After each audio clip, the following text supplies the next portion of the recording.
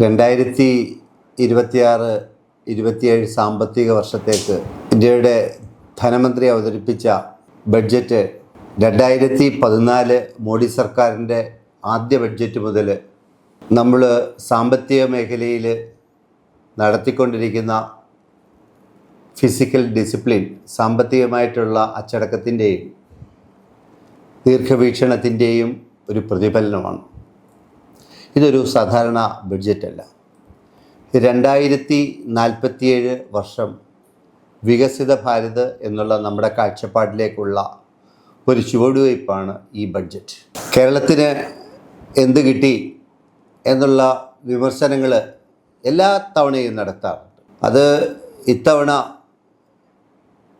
ഏറ്റവും പ്രയോജനകരമായിട്ട് കിട്ടിയ പദ്ധതികളെപ്പറ്റി വേണ്ട വിധത്തിലുള്ള ഒരു വിശകലനം നടക്കുന്നില്ല എന്നുള്ളതാണ് യാഥാർത്ഥ്യം.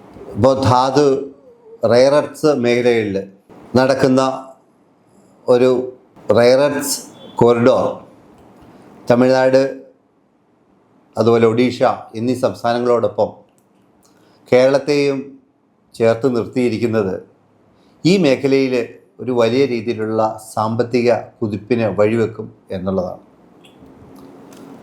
അപ്പോൾ അത് വേണ്ട രീതിയിൽ ഫലപ്രദമായിട്ട് നമ്മളെങ്ങനെ നടപ്പിലാക്കുന്നു എന്നുള്ളതാണ് ഈ വിഷയം. അതുപോലെ തന്നെ ധാരാളം വിദ്യാർത്ഥികൾ വിദേശങ്ങളിൽ പഠിക്കുന്നൊരു സംസ്ഥാനമാണ് കേരളം. അവരുടെ പഠനത്തിലുള്ള tax, TCS, tax collected at source 5% നിന്ന് 2% എന്നുള്ളത് ഒരു വലിയ മാറ്റം തന്നെയാണ്. അതുപോലെ തന്നെ പുറത്ത് വിദേശങ്ങളിൽ ടൂർ പോകുന്ന ആളുകൾക്ക്, ഇന്ത്യയിലേക്ക് നമ്മൾ ധാരാളം വിദേശികളെ ടൂറിസവുമായിട്ട് ബന്ധപ്പെട്ട് ആകർഷിക്കുമ്പോൾ വിദേശ രാജ്യങ്ങൾ സന്ദർശിക്കുന്നതിന് വേണ്ടിയിട്ട് ധാരാളം ഇന്ത്യക്കാർ പുറത്തു പോകുന്നുണ്ട്.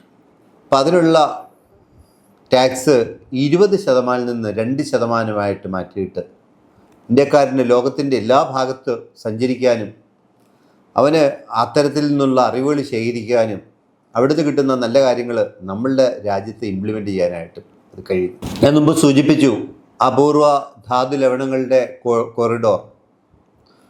ഇനിയുള്ള ഒരു കാലം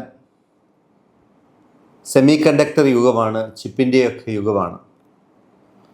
ഏതാണ്ട് 40,000 കോടി രൂപയാണ് ഇന്ത്യ സെമി കണ്ടക്ടർ മിഷൻ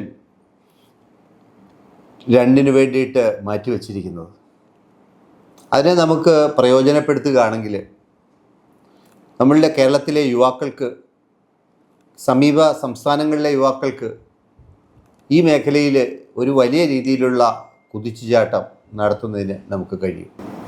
അതുപോലെ നമ്മൾ ഇതിൻ്റെ ഓരോ മേഖലയിലും ഈ ബഡ്ജറ്റിൽ നല്ല രീതിയിലുള്ള ഒരു വകയിരുത്തൽ നടത്തിയിട്ടുണ്ട്. ആരോഗ്യ മേഖല നമ്മൾ ഏറ്റവും കൂടുതൽ ശ്രദ്ധിക്കേണ്ട മേഖല ആരോഗ്യ മേഖല. കാരണം കൊറോണയൊക്കെ കഴിഞ്ഞ ശേഷം സാമ്പത്തിക രംഗം ഒന്ന് പുഷ്ടിപ്പെട്ടു വരുന്ന സമയമാണ്.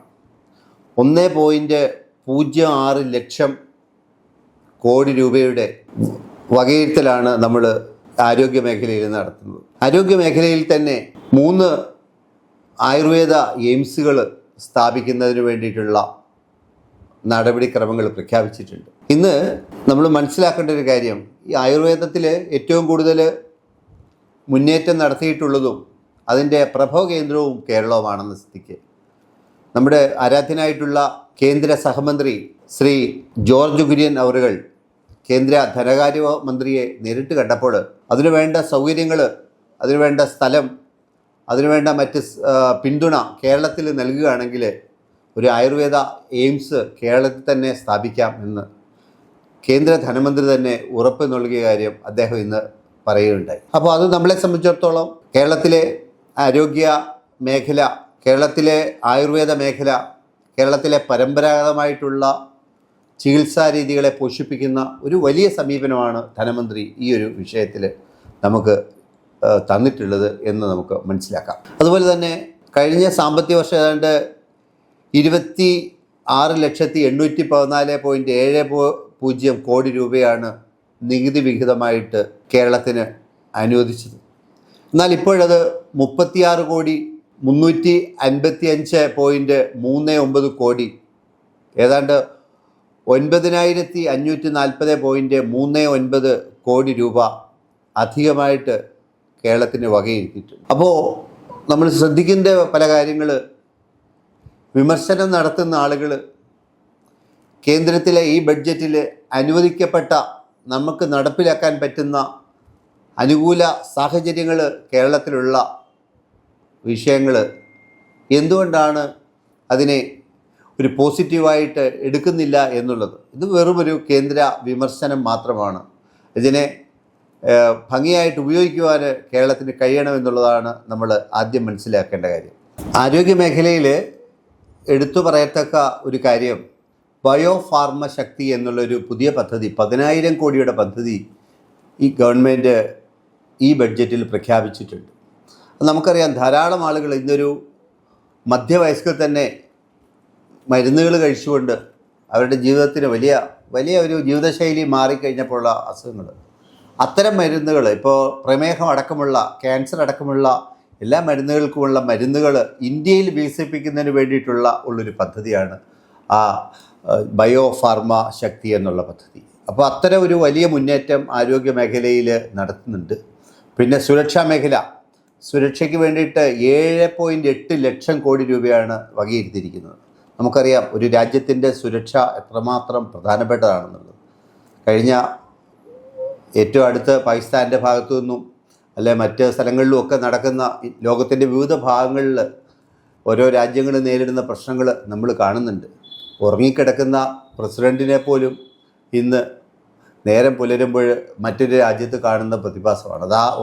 നമ്മളുടെ രാജ്യത്തിൻ്റെ സുരക്ഷ അല്ലെങ്കിൽ അത് കരുത്തുറ്റതായിരിക്കണം എന്നുള്ളതാണ് പ്രധാനമായിട്ടുള്ളതാണ്. അടിസ്ഥാന വികസന മേഖലയിൽ 12.2 ലക്ഷം കോടിയുടെ വികസനം, അത് എല്ലാവർക്കും ഉള്ളതാണ്. അതിൽ കേരളത്തിൽ വലിയ രീതിയിലുള്ള ഒരു മുതൽ മുടക്ക് കേരളത്തിൻ്റെ ആവശ്യകതയ്ക്കനുസരിച്ച് ലഭിക്കുമെന്നുള്ളതാണ്. അതുപോലെ തന്നെ സ്ത്രീ സുരക്ഷാ പദ്ധതികൾക്ക് വലിയ രീതിയിലുള്ള കാര്യങ്ങൾ ചെയ്തിട്ടുണ്ട്. കേരളവും ബംഗാളും അടക്കം തമിഴ്നാടും ഒക്കെ അടക്കം ഉള്ള സ്ഥലങ്ങളിൽ പുതുച്ചേരിയൊക്കെ തിരഞ്ഞെടുപ്പ് നടക്കാൻ പോകുമ്പോൾ വേണമെങ്കിൽ ധാരാളം ഓഫറുകൾ അല്ലെങ്കിൽ ക്ഷേമ പദ്ധതികളൊക്കെ ഗവൺമെൻറ്റിന് പ്രഖ്യാപിക്കാമായിരുന്നു. പക്ഷെ അതൊന്നും ഈ ഗവൺമെൻറ് ചെയ്തിട്ടില്ല. കാരണം നമ്മളെ സംബന്ധിച്ചുള്ള 2047 ഒരു വികസിത ഭാരതം എന്നുള്ള ലക്ഷ്യമാക്കിയിട്ടുള്ള ഒരു കാഴ്ചപ്പാടാണ്.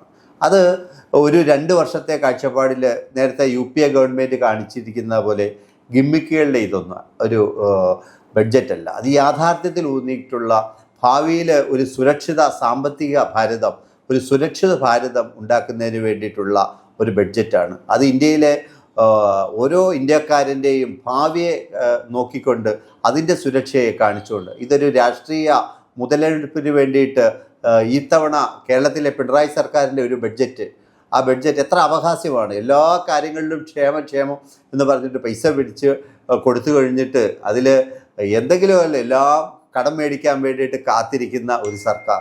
നമ്മുടെ കേന്ദ്ര സർക്കാർ അങ്ങനെയല്ല. ആ പറയുന്ന പദ്ധതികൾ നടപ്പിലാക്കുവാനും ഉള്ള സാമ്പത്തിക ശേഷിയോടെ അതിനുള്ള കാഴ്ചപ്പാടോടെയുള്ള ഒരു ബഡ്ജറ്റാണ് 2026-27 നമ്മുടെ നിർമ്മല സീതാരാമൻജി അവതരിപ്പിച്ചിരിക്കുന്നു എന്നുള്ളതാണ്. അതിനെപ്പറ്റിയിട്ട് ഓരോ രാഷ്ട്രീയ വിദ്യാർത്ഥിയും മറ്റുള്ളവരും ഒന്ന് പഠിക്കുക എന്നുള്ളതാണ് എനിക്ക് ഈ ഒരു കാര്യത്തിൽ പറയാനുള്ളത്. നന്ദി, നമസ്കാരം.